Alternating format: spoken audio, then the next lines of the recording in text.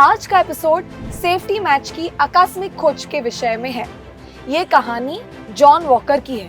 और इस माचिस में इस्तेमाल होने वाले पदार्थों में एक सफेद फास्फोरस था, जिसके लंबे समय तक संपर्क में रहने से कई श्रमिकों, कई लेबर्स को फॉसीजो नाम की एक बीमारी होने लगी, जिसमें जबड़े में हड्डी गलने लगती थी और दांत सड़ जाते थे। एक तंग अंधेरी फैक्ट्री में लंबे लंबे समय तक घर के अंदर काम करने से इन बच्चों को टीबी और रिकेट्स होने का खतरा बढ़ गया। और जब भारत में पहली माचिस की डिब्बी के लेबल यूरोप से आए तो उस वक्त उसमें हिंदू देवी देवताओं की तस्वीरें थी।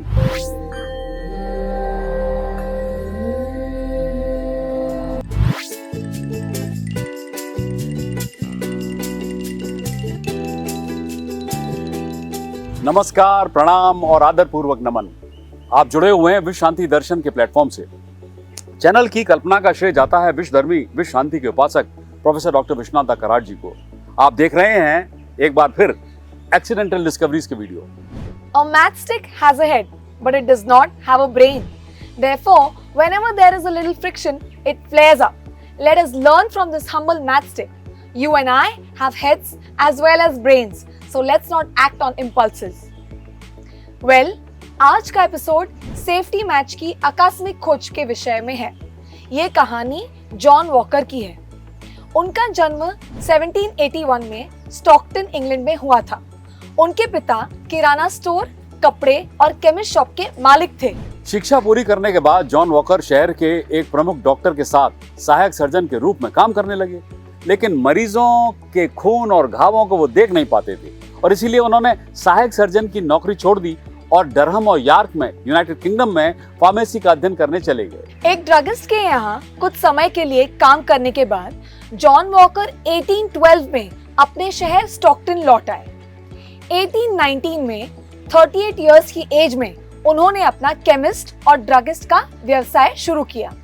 अधिकांश फार्मासिस्ट के विपरीत उन्होंने न केवल नेचुरल मटीरिया मेडिका के साथ काम किया, बल्कि कुछ केमिकल सब्सटेंसेस का भी इस्तेमाल किया।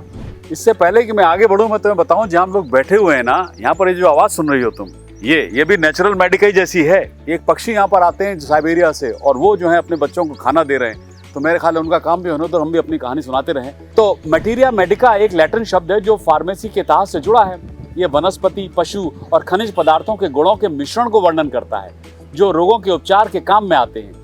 ऐसा माना जाता है कि जॉन वॉकर एक खुशमिजाज व्यक्तित्व के इंसान थे। उनकी खिली खिली मुस्कान देखकर रोगी इलाज से पहले ही बेहतर महसूस करने लगते थे। अपने खाली समय में जॉन वॉकर आसानी से किस तरह आग पैदा की जा सकती है, इसी के प्रयास में जुटे रहते थे। वे इसीलिए विभिन्न रसायनों के साथ प्रयोग करते रहते थे। उन्हें कई केमिकल सब्सटेंसेस का ज्ञान था जो अचानक प्रज्वलित होकर अग्नि उत्पन्न करके बुझ जाते थे। एक्चुअली वॉकर चाहते थे कि आग की ज्वाला धीमी गति से प्रज्वलित होकर लकड़ी आदि में आग पकड़ सके। एक दिन अपने घर पर पत्थर के चूल्हे के पास बैठे काम कर रहे थे। अचानक उन्होंने गलती से चूल्हे के पत्थर को एक छोटी सी लकड़ी से घिस दिया।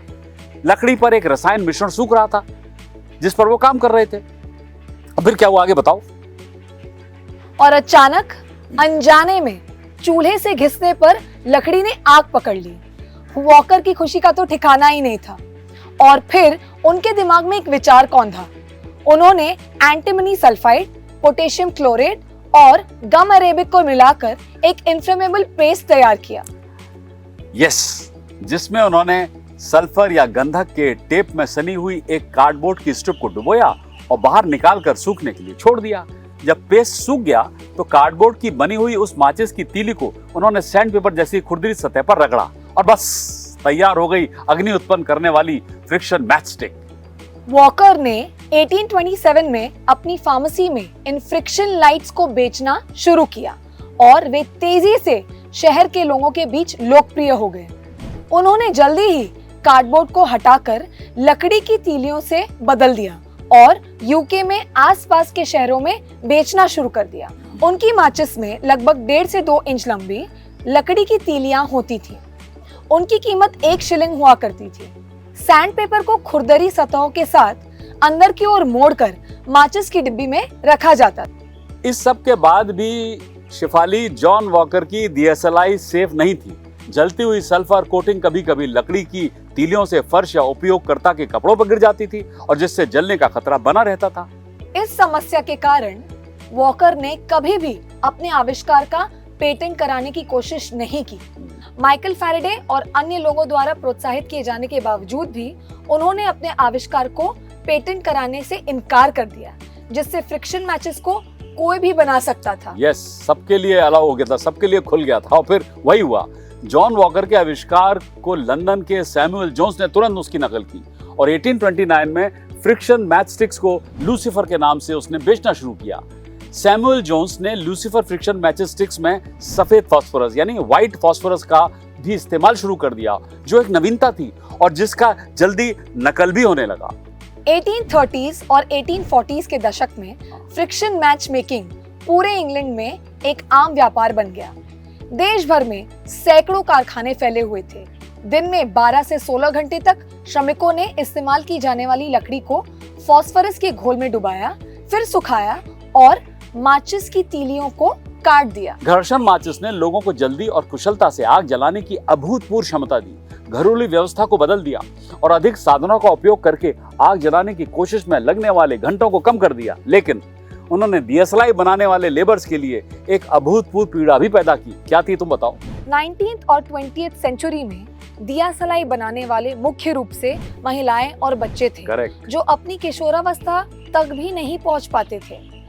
एक तंग अंधेरी फैक्ट्री में लंबे लंबे समय तक घर के अंदर काम करने से इन बच्चों को टीबी और रिकेट्स होने का खतरा बढ़ गया था। That was dangerous, yes. और इस माचिस में इस्तेमाल होने वाले पदार्थों में एक सफेद फास्फोरस था, व्हाइट फास्फोरस, जैसा मैंने बताया, जिसके लंबे समय तक संपर्क में रहने से कई श्रमिकों, कई लेबर्स को फॉसीजो नाम की एक बीमारी होने लगी, जिसमें जबड़े में हड्डी गलने लगती थी और दांत सड़ जाते थे। 1892 तक समाचार पत्र माचिस बनाने वाले कर्मियों की दुर्दशा को लोगों के सामने लाने लगे। जांच होने लगी। आखिरकार माचिस बनाने वालों ने माचिस में सफेद फास्फोरस का उपयोग करना बंद कर दिया और 1910 में अमेरिका ने सफेद फास्फोरस को गैर कानूनी घोषित कर दिया। यस। 1859 में 78 वर्ष की आयु में जॉन वॉकर की मृत्यु हो गई। अपनी मृत्यु से कुछ वर्ष पहले उन्होंने अपने फ्रिक्शन लाइट्स मैच स्टिक के व्यवसाय को सर आइजैक होल्डन को बेच दिया था, जिन्होंने दुनिया भर में अपने स्वयं के बनाए हुए मैच स्टिक्स बेचे और फ्रिक्शन मैच स्टिक्स का आविष्कार करने के लिए व्यापक रूप से उसका श्रेय भी लेने लगे। लेकिन आइजैक होल्डन के मरने के बाद जॉन वॉकर की मूल दुकान का पता चला, जिससे यह स्पष्ट रूप से साबित हो गया कि वॉकर होल्डन से कम 2 साल पहले से फ्रिक्शन मैच बेच रहे थे। हाउएवर, पहला सेफ्टी मैच बॉक्स का आविष्कार 1855 में हुआ था। ये माचिस यूरोप में बनाई जाती थी और भारत में इंपोर्ट की जाती थी। करेक्ट। सेफ्टी मैचेस का भारत में निर्माण पहली बार 1910 के आसपास हुआ था, जहां कलकत्ता में बसे जापानीज प्रवासियों द्वारा किया था, जो भारत में आके बस गए थे जापानीज। बाद में ये पूरा मैच बॉक्स का जो उद्योग था तमिलनाडु में पनपा, और जब भारत में पहली माचिस की डिब्बी के लेबल यूरोप से आए तो उस वक्त उसमें हिंदू देवी देवताओं की तस्वीरें थी। 1905 से 1947 तक माचिस के लेबल पर स्वतंत्रता संग्राम के राष्ट्र नेताओं की तस्वीरें दिखाई देने लगी। यस। जिनमें से कुछ में बापू, सुभाष चंद्र बोस, स्वामी विवेकानंद आदि सम्मिलित थे। यस, इतना ही नहीं, उस दौर के हिंदी फिल्म निर्माताओं ने मैच बॉक्स के कवर पर अपनी फिल्मों का विज्ञापन देना भी शुरू कर दिया, यानी match box became a good source for advertisement. तो माचिस की डिब्बी पर फिल्में और राजनीति का धमाकेदार कॉम्बिनेशन था। किसी मैच बॉक्स पर गांधी इरविन के समझौते की तस्वीर थी, तो कहीं भारत की पहली टॉकी फिल्म आलम आरा की छवि दिखाई दे रही थी। राइट मुकेश सर, तो माचिस की इस आकस्मिक खोज पर अब यहीं लगाते हैं हम लगाम। अगले हफ्ते फिर आपके सामने होगी एक और एक्सीडेंटल डिस्कवरी की कहानी। सब्सक्राइब कीजिए, साझा कीजिए और विश्वास बनाए रखिए विश्व शांति दर्शन में।